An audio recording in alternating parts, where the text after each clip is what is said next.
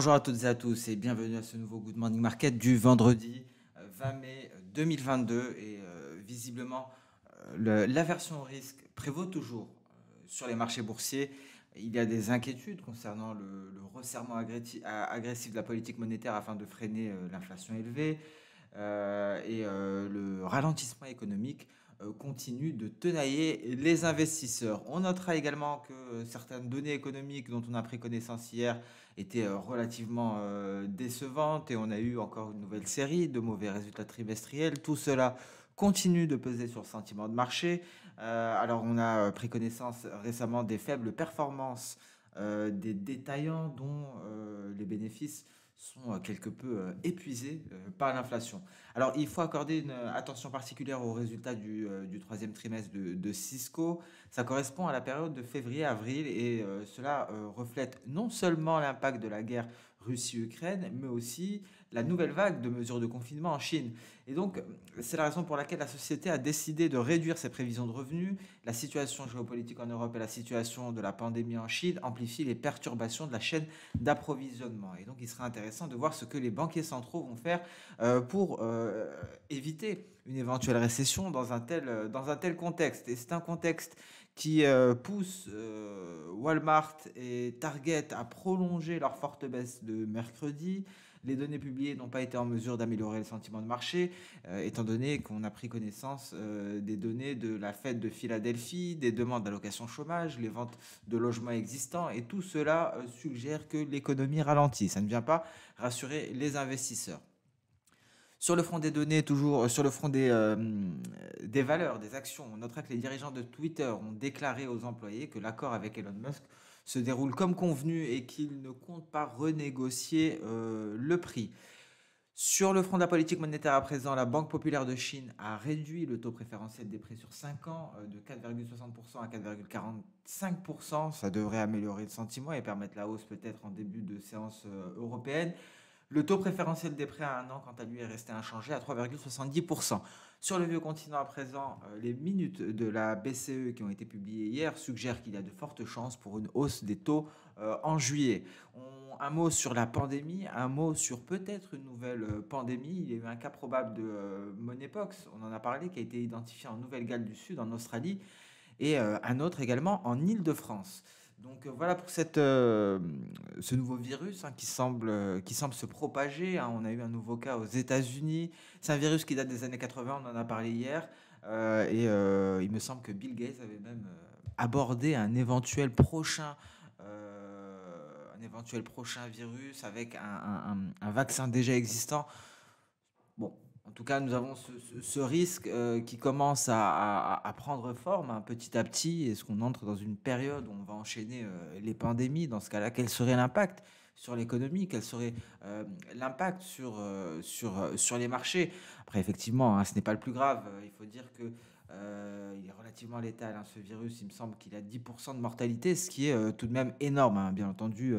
Euh, ce genre de conséquences, c'est la principale préoccupation, mais on est là pour parler marché. Donc, on va surveiller de près tout de même ce virus qui se propage petit à petit et qui commence à inquiéter sérieusement. Sur le volet des matières premières, il y a eu une certaine volatilité concernant le pétrole. Alors, vous voyez, on a réussi à se ressaisir sur les deux pétroles. Le nuage d'Ishimoku en données H4 a fait office de support. Le WTI allait tester les 110 dollars le baril. Le Brent était parvenu à se maintenir au-dessus des 111,20 $ le baril. Et tout ça dans un contexte d'incertitude croissante sur l'offre et la demande, comme d'habitude. Et le métal jaune a bénéficié, lui, de la détérioration du sentiment de marché. Le métal jaune est au-dessus des 1840 $ le baril. Et vous voyez, on a 1840 dollars l'once, pardon. Et vous voyez, on a tout de même une marge de manœuvre, hein, on en parlait. Et là, on pourrait continuer cette hausse et ça permettrait un signal d'achat ici, mais la validation n'interviendrait qu'au-dessus des 1860 $ l'once. Mais en tout cas, pour le moment, cette hausse pourrait éventuellement se poursuivre, hein. Vous pouvez même essayer d'évaluer jusqu'à où, grâce aux projections d'Osoda, je vais le faire assez rapidement parce qu'on est encore dans la partie contexte de marché, mais simplement pour vous montrer, voilà, donc 1860, hein, c'est ce que j'avais dit, on a 1862 ici par rapport à cette projection de Soda V. C'est éventuellement le niveau à aller chercher. Et je pense qu'au moment où on va atteindre cette projection de soda, voilà, très exactement, ça pourrait correspondre au moment où la Lagispan rencontre le nuage. Donc pour le gold, l'argent est passé lui au-dessus des 21,88. Les crypto-monnaies réussissent à rebondir. Et donc là, on maintient les 2000 dollars pour l'Ether, on est aux portes des 30 000 dollars pour le Bitcoin. Mais comme vous le voyez, il y a un gros problème pour l'Ether, c'est ce nuage H4. Pour le Bitcoin, c'est la sortie du nuage H4. Donc peut-être qu'on va se replier. On va voir aussi en hebdomadaire, hein, parce qu'on est vendredi.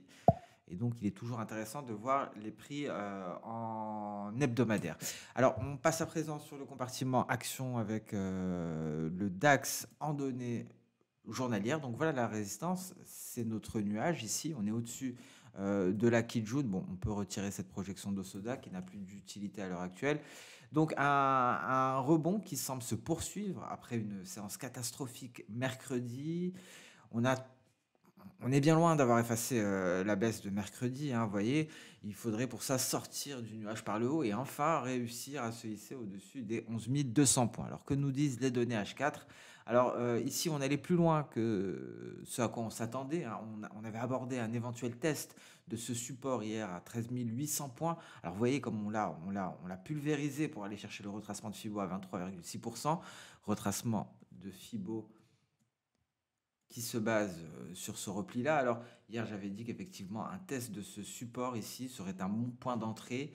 Bon, on est allé beaucoup plus bas, mais on a bien réussi à rebondir ici. Et d'ailleurs, on peut voir une très grosse éventuelle projection d'Osoda. Donc, si on franchit les récents sommets, plus largement, si on franchit le retracement de Fibo à 61,8%, alors dans ce cas-là, ça deviendra très intéressant. Vous voyez, d'ailleurs, hein, ça a été une résistance. Ça deviendra très intéressant parce que on pourra prendre en compte ici cette projection de soda. Il va falloir que je vérifie si c'est bien un V. Ça pourrait être un N. Donc l'amplitude de la hausse, donc le mouvement AB, nous avons ici du 975, 980 environ. Ici, on a du 580, donc c'est supérieur à la moitié du mouvement.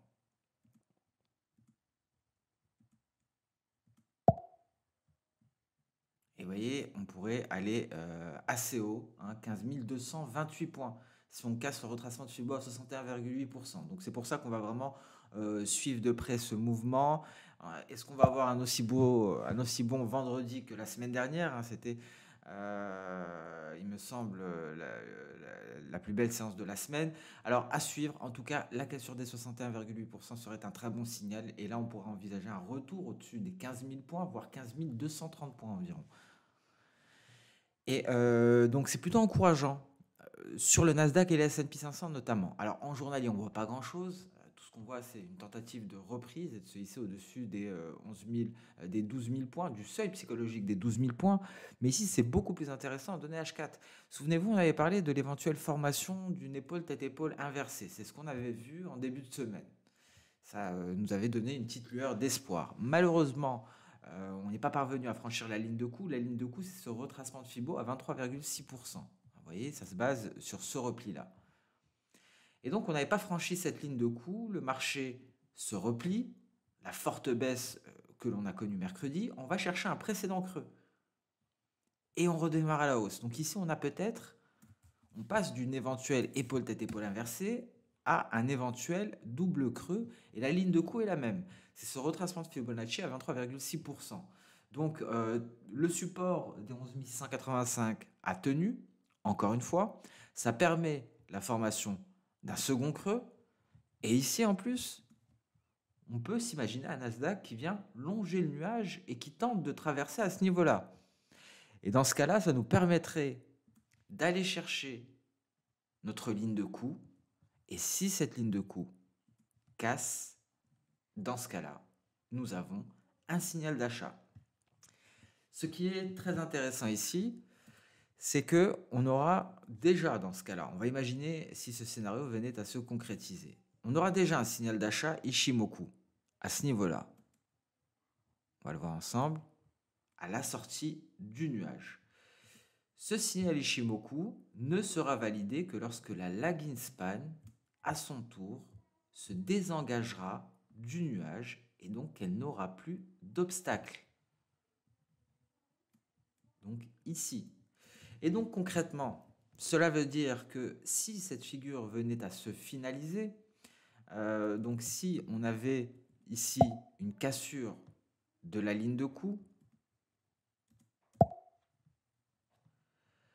on pourrait avoir dans la foulée, donc c'est un signal chartiste avec un objectif théorique plutôt intéressant, et on pourrait avoir dans la foulée un signal Ishimoku validé. Et ça nous intéresse beaucoup lorsqu'il y a deux signaux, un signal chartiste, donc cassure de la ligne de coup, et un signal Ishimoku validé, parce que le signal est là, franchissement du nuage, la validation est là, sortie du nuage par la lagging span, que je vais mettre ici, je vais même la mettre en noir pour une meilleure visibilité. Donc voilà à peu près, ce scénario est plutôt optimiste. Cela permettrait d'aller chercher environ les 13 350 points, il me semble. 13 380 même. Donc un scénario plutôt optimiste, cela nous permettrait de franchir donc le nuage, les 13 380. C'est quoi en données journalières? Vous voyez, le 13 380, on le retrouve ici.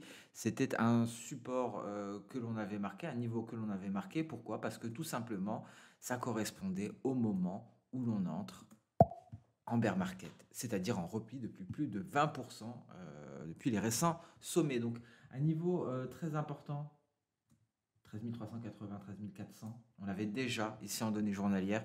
Ça correspond à l'objectif théorique de notre figure en épaule têtée, de notre figure en double creux, une figure qui pourrait être confirmée par un signal Ishimoku ici, validé par sa lagging span ici. Donc vous voyez, un raisonnement assez intéressant sur le Nasdaq, ça me semble plutôt plausible. Il faudrait que le sentiment continue de s'améliorer. Est-ce que cette baisse de taux en Chine va donner suffisamment de carburant au Nasdaq pour concrétiser ce scénario? Je pense qu'on aura la réponse que la semaine prochaine, bien entendu. Donc voilà pour ce point très détaillé sur le Nasdaq. J'ai trouvé cette configuration intéressante et j'ai voulu la développer lors de ce Good Morning Market. Donc on va suivre avec énormément d'intérêt parce que ici beaucoup d'éléments concordent entre un éventuel signal chartiste qui viendrait de pair avec un signal Ishimoku et un objectif théorique qui correspond très exactement à la limite du bear market. Ça fait un peu trop de coïncidences. Je trouve ça plutôt intéressant sur le Nasdaq à suivre. En tout cas, le S&P 500, c'est la même chose. En journalier, on voit pas grand-chose. En données H4, c'est exactement pareil. On a ce double creux. Seul le Dow Jones est allé marquer un nouveau plus bas. Voici le premier creux, voici le second creux. Notre ligne de coup, on le voit, hein, c'est à peu près cette SSB. On va peut-être essayer de faire la même chose que pour Nasdaq. On va utiliser un retracement de Fibonacci du récent repli. Bon, ici, la ligne de coup, ce n'est pas notre retracement à 23,6%. Donc ça diffère un petit peu tout de même du Nasdaq. On va essayer de chercher notre objectif théorique assez éloigné, hein, il m'a l'air plus profond ce double creux, et ça nous emmène directement au retracement de Fibonacci à 61,8%. Très intéressant également, donc on va suivre, et ici hein, c'est la même chose, le raisonnement, il faut franchissement du nuage, ensuite on a cette cassure de la ligne de coup à ce niveau-là, ma ligne de coup est là, hein, environ, à vue d'œil, et donc signal d'Ishimoku ici, hein, comme tout à l'heure, et la validation, elle, interviendrait ici. Et dans ce cas-là, on aurait la validation avant même d'avoir la cassure de la ligne de coup, il me semble, étant donné que la ligne de coup est là. Donc le signal Ishimoku viendrait en premier, signal d'achat validé par la lagging span, hein, une lagging span qui va passer par là, dans ce cas de ce scénario, je vous le rappelle. Et ensuite, donc, on a le signal de la figure chartiste et ça nous amène à 4336 points, donc la profondeur du double creux. Donc voilà, le Dow Jones c'est différent, on a fait un nouveau creux, donc ce n'est pas un double creux, mais bon, c'est assez évident que si cela se matérialise sur le S&P 500 et sur le Nasdaq, hein, le Dow Jones fera pareil, il franchira son nuage. La validation viendra lorsque la lag Espagne cassera la SSB. Donc voilà pour ce raisonnement. Ici, on a utilisé beaucoup de choses, hein, vous l'avez vu. On a utilisé les retracements de Fibonacci. Ça nous a donné même la ligne de coût, hein, pour le Nasdaq. On a utilisé Ishimoku et on a utilisé donc le double creux, donc des figures chartistes. On passe à présent sur le compartiment des crypto-monnaies. Alors ici, on va commencer en hebdo. Vous voyez, si on clôture avec une bougie qui ressemble à ça, je pense que ça serait pas mal. On pourra avoir un retournement la semaine prochaine, hein. On peut imaginer la semaine prochaine une nouvelle éventuelle bougie verte, hein, comme ça. Après, bon, est-ce qu'on va réussir à le faire? À suivre. En tout cas, ça serait plutôt intéressant, hein, ici pour le Nasdaq, pour le Bitcoin, de clôturer aux alentours des 30 000 $. Ça pourrait annoncer un éventuel retournement et on pourra avoir une grosse bougie verte la semaine prochaine. Qu'en est-il en données journalières? Vous voyez, on patine ici pour le moment. En données H4, on a l'impression qu'on y est presque. Vous allez le voir, on est sur le point. Ça, c'est le nuage en données H4. Ça, c'est le nuage en données H1. Et ce sont les prix en données H1, bien entendu. Donc, on a intégré le nuage H4. On n'arrive pas à en sortir. On est en train de se replier. Peut-être qu'on va chercher un support ici sur la SSB du nuage H1. Bon, alors pas mal d'Ishimoku aujourd'hui, hein. Je suis désolé pour ceux que ça n'intéresse pas vraiment, mais les configurations sont assez intéressantes, hein. Ici, j'ai superposé de Ishimoku, on est bien sur un graphique H1, mais j'ai ajouté ce Ishimoku en H4. Donc ici, on n'arrive pas à sortir par le haut du nuage, on est en train de se replier à l'heure actuelle. On aurait l'impression qu'effectivement, si on en sort, c'est reparti. On décolle, on pourra aller chercher les 32 000 $. Le problème, c'est sur les terres, c'est pas aussi encourageant. Parce que ici, le nuage H4, hein, voyez-le, est une grosse résistance. On est bien loin de l'avoir franchi. Donc, à suivre, je reste mitigé encore sur le compartiment des crypto-monnaies, même si, effectivement, hein, si le Nasdaq décolle à la hausse, hein, ici, je suis sur le Bitcoin en données journalières, on comprend assez facilement que le Bitcoin repartira également à la hausse, hein. Vous voyez la corrélation positive entre les deux.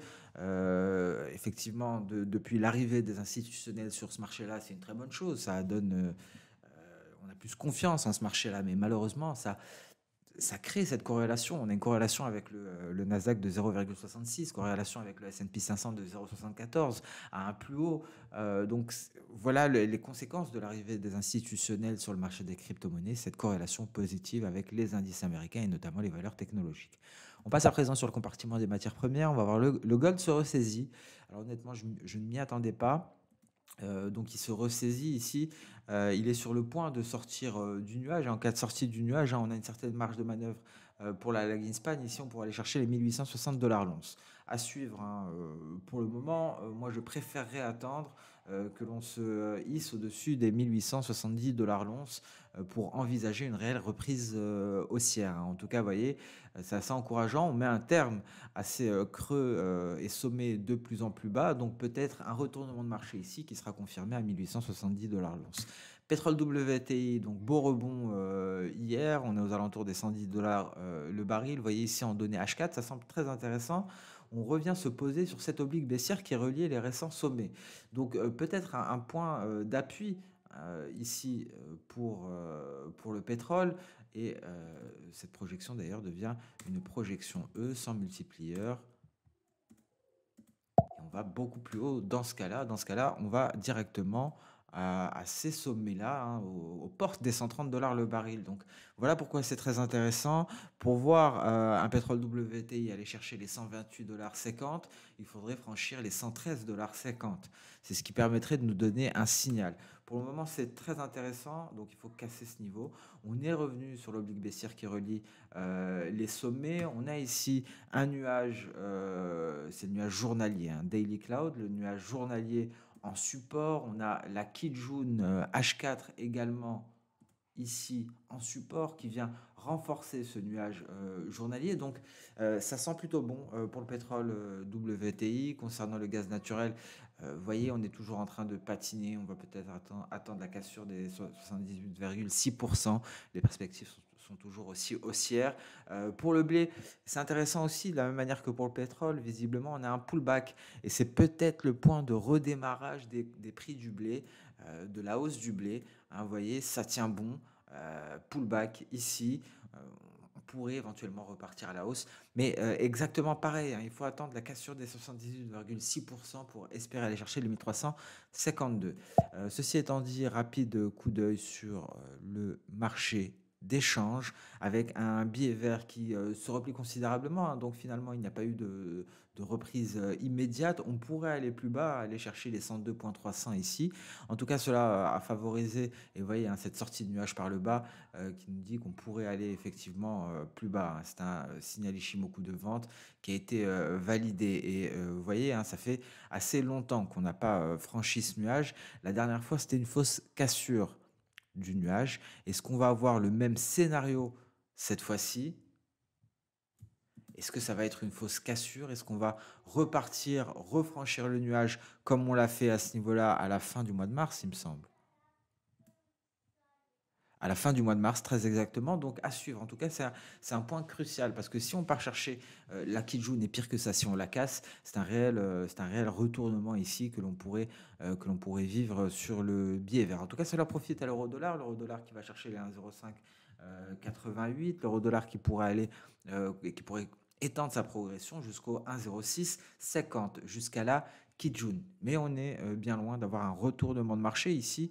Il faudrait effectivement que le biais vert vienne casser sa Kijun et là on pourrait s'intéresser à un éventuel mouvement haussier beaucoup plus sérieux pour l'euro dollar. Et ce qu'on attend, hein, depuis des semaines et des semaines pour envisager des perspectives haussières, c'est d'une part le franchissement du nuage et d'autre part la cassure de cette oblique baissière qui relie tous les sommets depuis mai 2021. Et sur ce, nous allons mettre un terme à ce nouveau Good Morning Market, le dernier de la semaine. Je vous souhaite donc un excellent vendredi, une excellente fin de semaine, un très bon week-end. On se donne rendez-vous dès lundi pour le prochain Good Morning Market. Au revoir.